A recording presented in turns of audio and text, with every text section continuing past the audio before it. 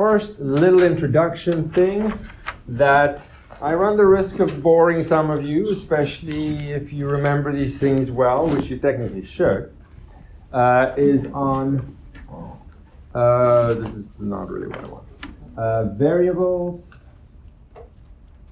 and equations. I'm trying to write reasonably fast, not take too long, but if something's a little bit too messy, let me know. I can fix that for you. Or if you miss something or anything. So, we're starting at the very beginning. What would you say? You have a little nephew and he sees in your notes you write the word variable and he's asking you, what is a variable? What would you say?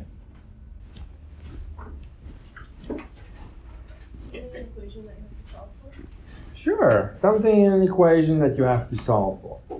For example, so now you have mentioned the next thing as well. What is an equation? So these often go together. Can you give me an example of a simple equation? Super simple. Not trivial, but something. Like what first in high school, what you would see first as an equation. 12x equals 145. Sure. So this captures some information that there is this missing number that you have to figure out. Now, if you go low enough in the levels, and this is a hard question. If you get used to it, then it's not. But it still captures some information about what this missing number is, giving you a clue as to what it could be. So it's some symbol, a variable, that represents a number. And you may know immediately what it is, or you may need to do stuff to figure it out. The equation is giving you information. I could have said information or a clue as to what that number is. I could have said, I'm thinking of a number. If I multiply it by 12, I get 144. That information is exactly the same as the equation. The equation is really just a different language to represent that same information. For example, if we make it even simpler, we could say some number multiplied by 2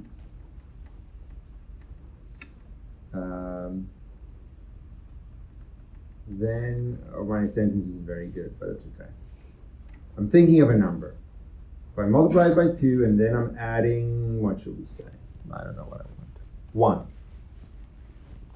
1. I get an answer, or it gives an answer of, let's say, 15. Our goal is to find the missing number. Now, our word problem, which this is, because there are words and it's a problem.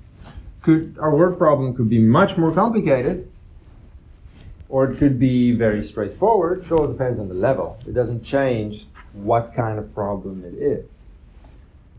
This is an English sentence of some kind to give us information and ask the question. What we could do is translate that to a mathematical language, which turns out to be more efficient, more effective in analyzing these kinds of problems. So to do that, I have to first link the two languages by way of a variable. So I'm going to say maybe let x represent the mystery number, the missing number that we want to find. I need this variable to help in my translation. because the mathematical language is going to use this variable concept. The equation is the equivalent sentence in this new language. There can still be words around it. It's not a grammatically complete language that we can just converse in. It needs some words around it to make it easy to read.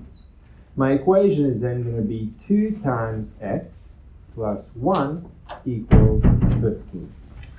But the sooner I start to think of math, especially calculus, as really just a translation of something that I could explain in English or any other language, then my life's going to make a little more sense. Things are going to make a little more sense. Because that's all it is.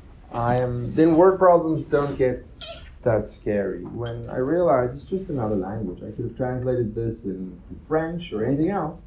It just turns out that this language is the easiest to analyze these kinds of questions. Now I'm in that language, and I have rules for how the grammar works and how sentences can change and be simplified and rearranged and all kinds of things. In this case, it's going to be, I can subtract 1 on both sides to get 2x equal to 14.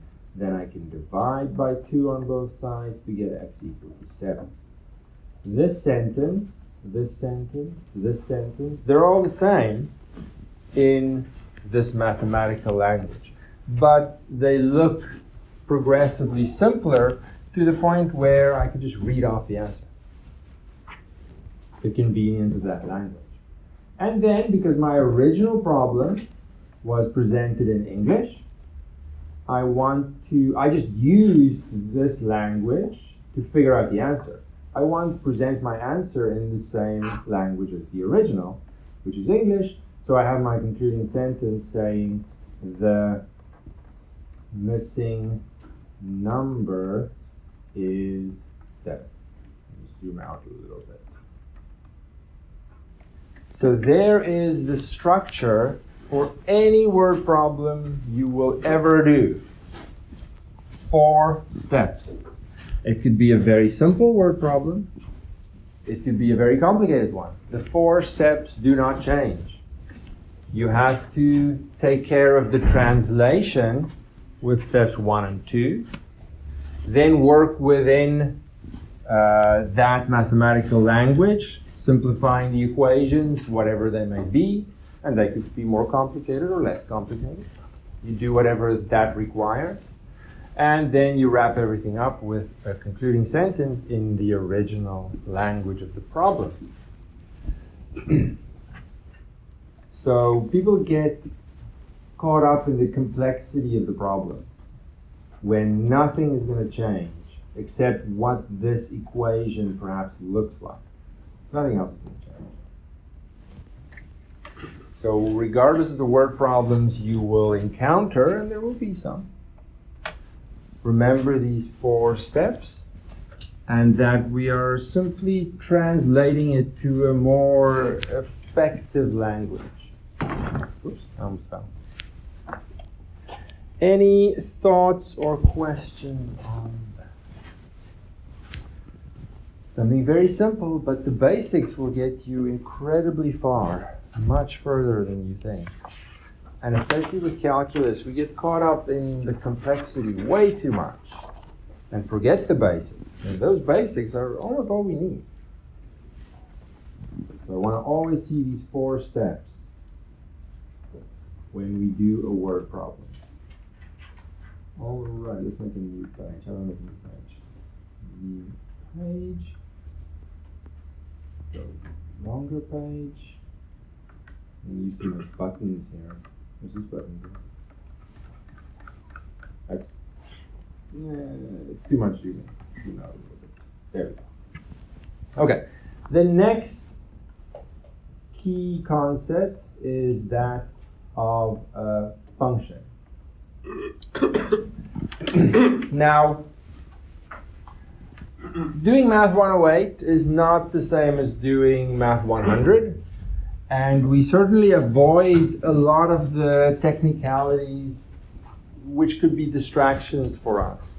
So the concept for me here, I will simplify a lot, and technically it's more complicated than that, but it's perfectly fine for us. To put it very simply, we're going to have an input, which maybe we call, let's maybe have a 2. No, not a 2. 2's 3. Let's make it 5. Input number. We're going to do stuff to it according to some rule or function. And then we're going to get an output. And let's suppose our rule is, like before, to take a number, multiply it by 2, and add 1. We could say that rule, multiply by 2, then add 1. We could say it in words. So multiply. And then we would get an output of. So give you all the easy questions. If I do what the rule, sorry, I interrupted. What do I get for an output number? 11.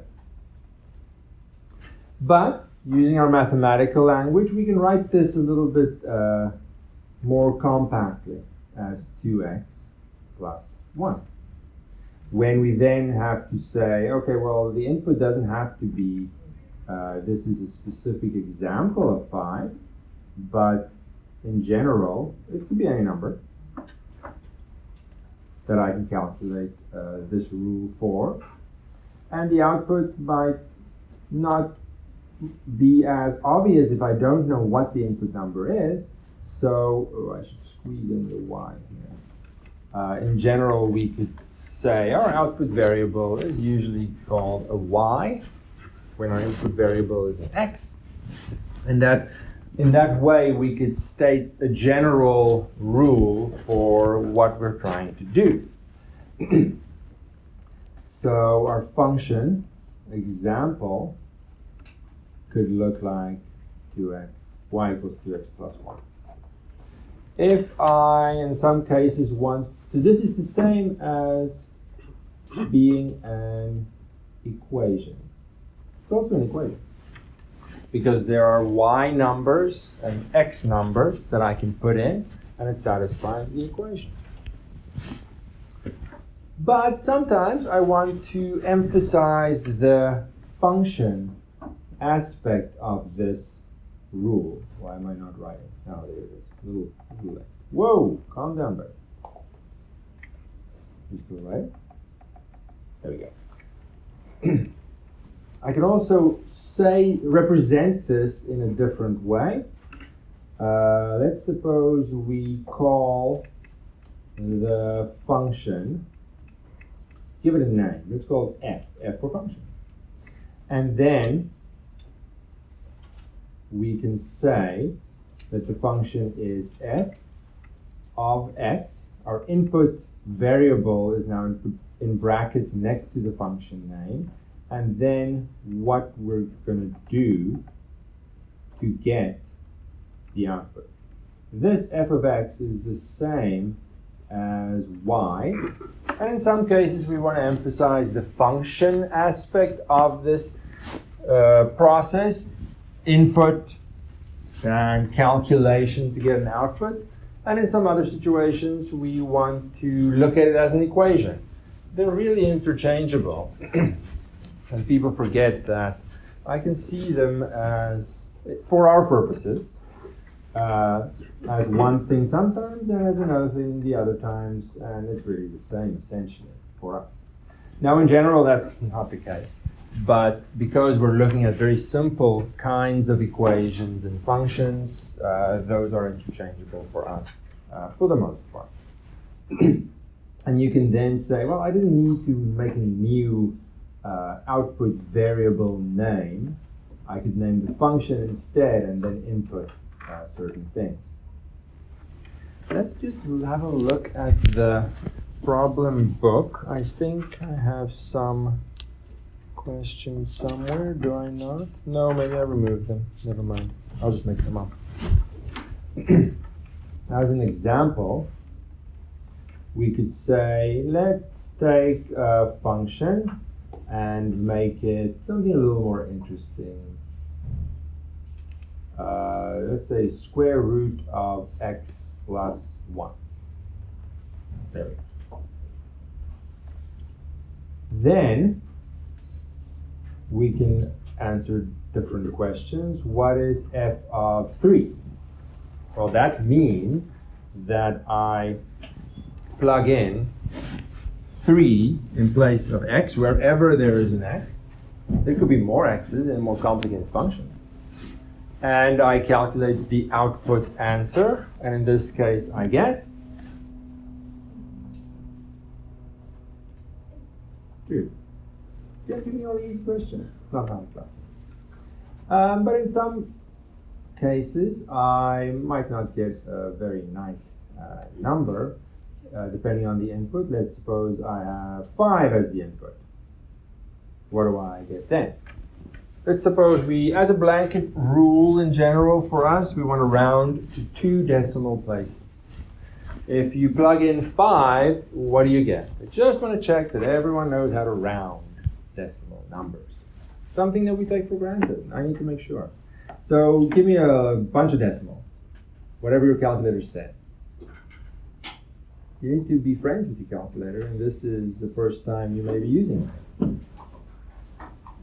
You can also use your phone, I don't care, as long as you have access to some calculator. For now. What exactly? 2.45. Let's just do the whole thing and check the rounding. All the decimals you see.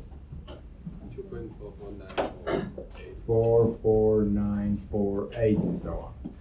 So if we want to round to 2 decimal places, we'll make that 2.45 because the next digit is 5 or up. Just to be sure, rounding is just for convenient presentation. And for us, 2 decimal places would be fine in most cases. Sometimes I want to keep everything symbolic, and a new variable is introduced. It's going to happen. And in this case, the variable's name is u. What is f of u? I simply can't calculate it, but it's doing the same, it's asking for the same thing. Putting this guy, whatever's in the brackets, wherever x appears in this general rule. So it'll be root u plus 1. While I'm on the topic, don't write that, because now I don't know what's inside the square root, what's outside. It's making me uncomfortable. Make it clear what's inside and what's outside. What would you say is maybe this? F of h plus 1. It really doesn't matter how complicated the new input looks. I still put that new input wherever there's an x as if this is a number. So x is over there, so it'll be h plus 1 in place of x, and then the rule says add another 1, all inside of this square root. Squeeze 1 in here. What would we say is f of x plus 1? If you think about this a lot, it confuses some people, because the meaning of the original x over here, this was just a general rule. I used an x. It could have been anything. It could have been any symbol whatsoever. Now I want to use an x again. The meaning of those 2 x's are not the same. Not the same. So don't look too closely and get too attached to this x. It could have been anything. It could be f of squiggle equals root squiggle plus 1. Doesn't matter. Doesn't. So f of x plus 1 still says now put this input wherever the placeholder variable is, which is over there.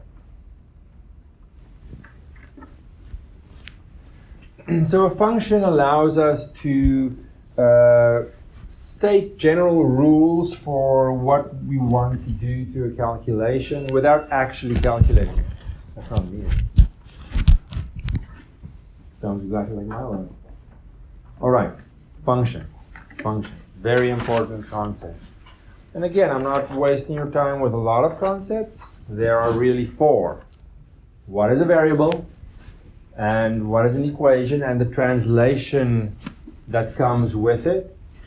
What is a function? And one more, which very briefly we have to introduce it by way of inequalities. But we're certainly not going to do the same level as your pre-calculus course did. An inequality is really just, I'll call it an extension of an equation. Instead of saying, for example, like before, I'm thinking of a number, 2 times the number plus 1 equals 15. I could say, I'm thinking of a number, still saying it in English, thinking of a number, 2 times the number plus 1 is at least 15. Now that information is a little bit more relaxed. It's not very specific. It's not the same as before. We still do the same thing. We're still going to say, let x be the missing, let x represent the missing number. The missing number. But then what we're getting in our translation isn't an equation, because it's not as strict. All we get is the answer of our calculation has to be at least, so greater than or equal to 15. It doesn't have to be 15. It's a little bit more relaxed. And we get an inequality, which has more options in what the answer could be. There isn't just one specific answer. But we still have our word problem steps, right? Introduce the variable to aid us in the translation. Now it translates to an inequality, and we do what that inequality requires, which in this case is very similar to x greater than or equal to 50, not 50, 14. Divide both sides by 2, because 2 is positive. My inequality stays the same, but I have more options. X doesn't have to be 7, x can be 7 or more. I'll write my concluding sentence just for the sake of being complete. The number is at least 7. We can represent this in 2 other ways, this answer. We can draw a little picture. Pictures are fun. Saying, okay, it's around 7. So let's say 6 here, or 7, and 8, and 9. Zoom in. So I could be at 7. Actually, let me make it with color. Color is always nice. Let's go pink. Why not? I can be at 7, or I can be anywhere bigger than 7. So we have our number line representation. Or I can make this more compact by way of interval notation, saying I'm going to go 7, and there's no end on the high side, so it's infinity represents that there's no end. And because 7 is included, I'm going to put a square bracket there. And that's going to be the interval notation for the answer to the inequality. So we're not really going to work with inequalities, but we do need to remember interval notation. And it comes from inequality. Different ways, 3 different ways of representing the answer. They're all valid. But later on, some questions are going to ask you specifically for interval notation. So let's take another example here and write some inequalities. First of all, let me just say, if it was just strictly greater than 7, then our number line would not look exactly the same. We would have, I'll go pink, we would have an open circle around 7 because 7 is not included, but everything bigger is. And this would then be still 7 to infinity. Infinity always gets a round bracket, but the 7 gets a round bracket as well, indicating that it's not included. So I have square brackets and round brackets to indicate when that number endpoint is included or not. So let's take an example of a few. I'll draw some number lines, and you can write down the corresponding interval notation. Let's go 4, 5, 6, 7, 8. Let's go. Let's go this way. This way. I'll do another one. And while I'm doing the others, you can think about the difference between these. Let's go pink. Let's make it that. And I'll do one more. Again, there are some basics that are must-know things, but when you look back at today's lecture, there isn't much that are essential moving forward. What have we not done? Maybe like this. Oops, no, not black. Whoa, that is not a very horizontal line at all. Getting sloppy. Okay, that's good. All right. How much time do we have? We have some time. We can't rush the basics. They're too important. So interval notation will only come up as a way to represent our answers at some points. Past that, the inequality aspect isn't crucial to us. So past that, don't worry too much about it, but you have to be able to indicate a range of values by way of interval notation. So the first one, what would you say is the first one? Or do you need more time? It's now past 9 o'clock, so there's no excuse anymore. Sun is sort of peeking through. Looking good. What would you say is the interval notation corresponding to the first one? This is where you say stuff. I've said a lot. You can't listen to me for that long. Let's be honest. What would you say? Nothing? Yeah, say something. It's your course. You pay good money to sit here. Get the most out of it. And the most is when you actually get involved. Remember yesterday, let's talk math? This is where the talking happens. Yes? So that would be 5 x equals to... There's no x. Sorry. But you can do that if you want temporarily. We're getting rid of that guy and using this. So there's no need for an x, but you can use it, sure. 5. So let's focus on the endpoints first, and then worry about inclusion or exclusion. 5 and 7. 5 to 7, obviously, right? Now the 5, does it get a square bracket or a round bracket?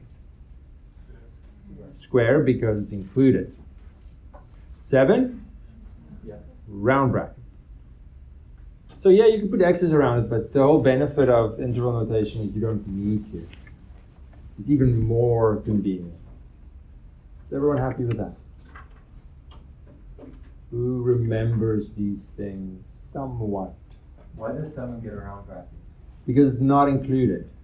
So I have to distinguish between the two. And the brackets are trying to do that. Sort of a minimal way of doing it. By changing the type of bracket and then agreeing what those brackets mean, we don't have to write anything else. So do you mean like an asymptote? It's approaching 7 or included? Probably, yeah. Yeah. Something like that. But something like that. Don't scare people with those words yet. So, next one. What's the left endpoint? You have to write something on the left. The bracket has two parts. It's going to be negative infinity, indicating that there's no end point on the left low side. And the other side is 6.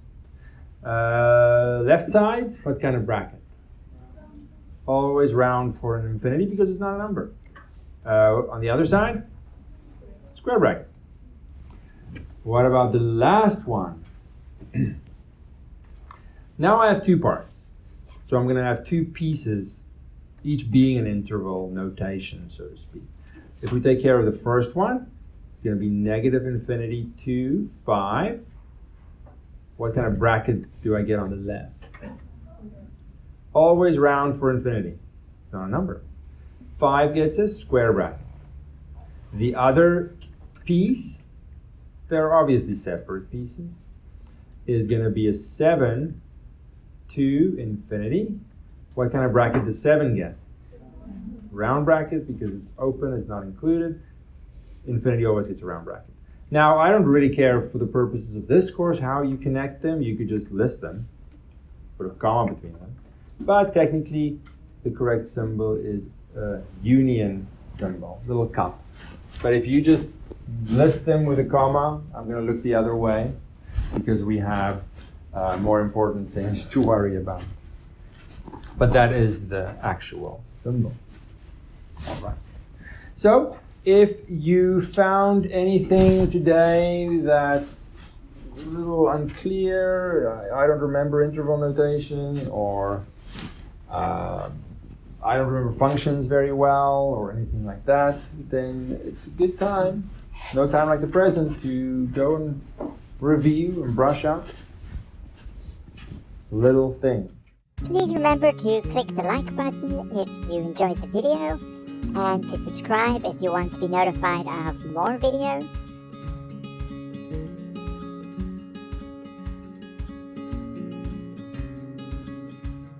Thank you.